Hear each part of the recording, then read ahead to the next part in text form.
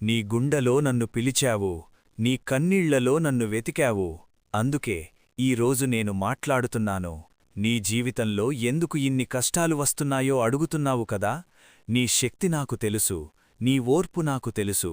పరీక్షిస్తున్నది నేను కాదు, నీ విధి కాదు, నీ అంతరంగ శక్తి.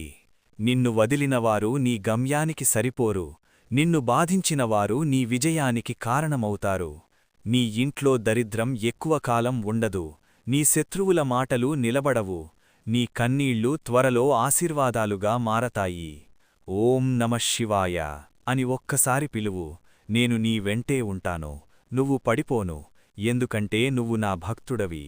నన్ను నమ్మినవాడిని నేను ఎప్పుడూ వదలను.